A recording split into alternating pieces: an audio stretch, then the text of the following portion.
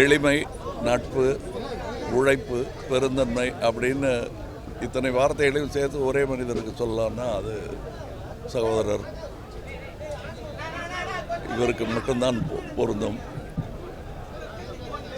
இவர் ஆரம்பத்தில் எப்படி நான் பார்க்கும்போது நட்சத்திர அந்தஸ்து வருவதற்கு முன்னாடி எங்கிட்ட எப்படி பழகினாரோ அதே மாதிரி தான் அவர் இவ்வளோ பெரிய நட்சத்திரமான பிறகும் என் கூட பழகிட்டு இருந்தார். இவர்கிட்ட எனக்கு பிடிச்சது என்னன்னா, இவர்கிட்ட எந்த அளவு பணிவு இருக்கோ அந்த அளவு நியாயமான கோபமும் வரும். அந்த கோபத்தின் ரசிகன் நான். அதனால்தான் அவர் மக்கள் பணிக்கே வந்தார்னு நான் நம்புகிறேன். இப்படிப்பட்ட நேர்மையாளர்களை இழந்திருப்பது ஒரு வித தனிமை தான் என்ன மாதிரி ஆட்களுக்கு. பட் இந்த மாதிரி ஆட்கள் இவருடைய ரசிகர்கள் கூடாமல் இருந்து இன்னும் நிறைய பேர் உருவாகி இருப்பாங்கங்கிற நம்பிக்கையுடன் நான் செல்கிறேன். நல்ல நண்பருக்கு விடை கொடுத்து விட்டு நான் செல்கிறேன். வணக்கம். மாமனிதர்னு நான் சொன்னால் கேப்டன் அவர்களை சொல்லுவேன். தனக்கு என்னன்னு எந்த பிரச்சனைக்கு ஒதுங்கி போகாமல் மற்றவங்களோட பிரச்சனையை தீர்க்கிறதுல முன்னாடி தான் நிற்கிற சினிமா இண்டஸ்ட்ரி ஆகட்டும், பொது வாழ்க்கையிலே ஆகட்டும், அந்த மாமனிதன் கேப்டன் அவர்கள். நானே சினிமாவில் வந்த புதுசில் ஒரு இன்டர்வியூவில் நான் சொல்லாத சில வார்த்தை வந்துருச்சு. ஆனால் கேப்டன் என்னை கூப்பிட்டு நீ வளர்கிற காலத்து இருந்தால் பேசக்கூடாதுன்ட்டு எனக்கு அறிவுரை சொன்னார். அந்த மாதிரி எந்த பிரச்சனையாக இருந்தாலும் திரையுலகமாகட்டும் எங்கேயா இருந்தாலும் சரி சரி முதலெல்லாம் நிற்பார். அவரோட உதவி இயக்குனர்லாம் ஒர்க் பண்ணியிருக்கேன். அவர் ஷூட்டிங்கில் மட்டும் எல்லாருமே பாதுகாப்பாக உணர்வோம். ஏன்னா கேப்டன் இருக்காருங்கிற அந்த ஒரு தைரியம் எல்லாத்துக்கும் இருக்கும். அப்படிப்பட்ட மாமனிதரின் மறைவுக்கு எனது மனப்பூர்வ அஞ்சலிகள். அவர் குடும்பத்தாருக்கும். ஒருத்தர் இருக்கிறாரு. இன்னைக்கு இந்த கூட்டம் பார்க்கும்போது ஒரு நல்ல நடிகனுக்கோ அல்லது ஒரு அரசியல் தலைவருக்கு நான் பார்க்க முடியாது. சினிமா இண்டஸ்ட்ரி மட்டும் இல்லை, மக்களும் நீங்கள் பார்த்தீங்கன்னா யாருக்கும் ஏதாவது ஒரு பிரச்சனை இருந்தால் முதல்ல இறங்கி வேலை பார்க்குறவர் தான் கேப்டன் இருந்திருக்காரு. அவர் இன்னைக்கு நம்ம மத்தியில் இல்லை சொல்ல விரும்பல. நாங்கள் அவர் என்னைக்குமே நம்ம கூட இருப்பார். நாங்கள் தெளிவாக இருக்கின்றோம், என்றும் உங்களோடு இருப்போம். ஓம் சாந்தி.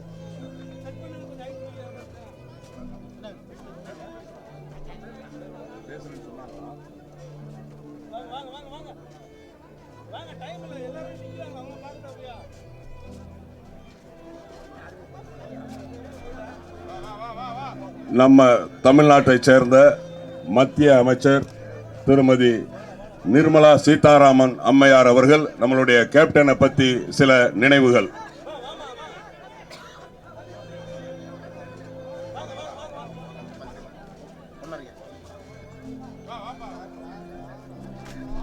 இந்த துக்ககரமான இந்த தருணத்திலே பணிவன்புடன் வணக்கத்தை தெரிவித்துக் கொள்கிறேன்.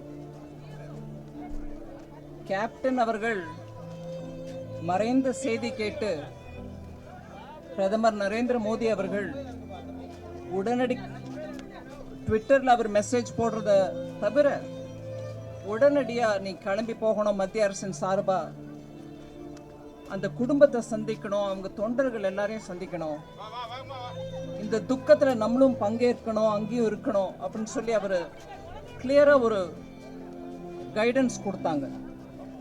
அதனால உடனே கிளம்பி இந்த மனசுக்கு ரொம்ப வேதனை அளிக்கக்கூடிய இந்த கூட்டத்தில் கலந்து கொள்கிறேன். பிரதமர் ஐயா சார்பில் ஒரு மலர் சமர்ப்பித்தேன். ஆனால் கேப்டன் அவர்களுடைய மக்களுக்கோசம் அவர் பாடுபட்டது, அவர் வீட்டுக்கு வந்தவங்க ஒருத்தருக்கு கூட சாப்பாடு போடாம அனுப்பினது இல்லைன்றது இன்னைக்கு நம்ம திருப்பி சொல்ல வேண்டிய தேவையே இல்லை. அவர் மனம் ரொம்ப இழகின மனம், கஷ்டத்தை பார்க்க முடியாத மனம்.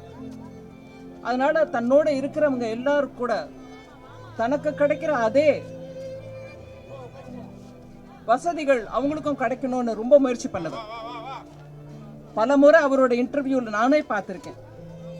என்னோட டீம்ல வேலை பண்றவங்க எல்லாருக்கும் எனக்கு கிடைக்கிற அதே வசதிகள் கிடைக்கணுன்றதுனால நான் ஒரு சிஸ்டம் ஆரம்பித்தேன். நான் சாப்பிட்றது தான் அவங்களும் சாப்பிடுவாங்க, அவங்க சாப்பிட்றது தான் நானும் சாப்பிடுவேன், இதில் பாகுபாடு வேறுபாடு ஒன்றும் இருக்காது அப்படின்னு சொல்லி ரொம்ப எடுத்து சொன்னார். அதனால ஒரு ஒரு புதிய பழக்கமே உருவாயிருக்கு. இல்லைன்னா உயர்ந்த நிலையில் இருக்கிறவங்களுக்கு ஒரு விதமான சாப்பாடு, இன்னொருக்கு வேலை பார்க்குறவங்களுக்கு வேறு விதமான சாப்பாடுன்ற அந்த பாகுபாடு இல்லாமல் எல்லாரும் மனிதர்கள் தான், எல்லாரும் கஷ்டப்படுறாங்க, எல்லார் கஷ்டமும் நம்ம உணர்ந்து அவங்களுக்கு மரியாதை கொடுக்கணும் அப்படின்ற ஒரு மனித நேயத்தோட இருந்த ஒரு அரசியல்வாதி.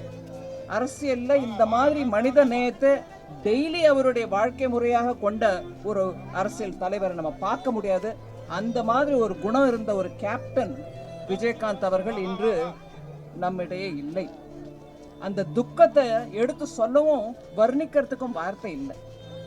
அதனால நான் பிரேமலதா அம்மா கிட்ட நான் சொல்ல முயற்சி பண்ணது கூட, நான் இதை எப்படி வெளிக்காட்டுறது எனக்கு தெரியலைங்க அப்படின்னு தான் எடுத்து சொன்னேன்.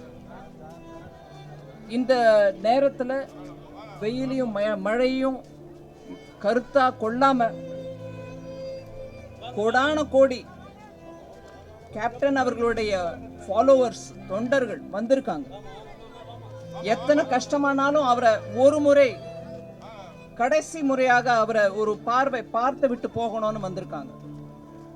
அப்பேற்பட்ட தொண்டர் அனைவருக்கும் என்னுடைய துக்கத்தை தெரிவிச்சுக்க விரும்புறேன்.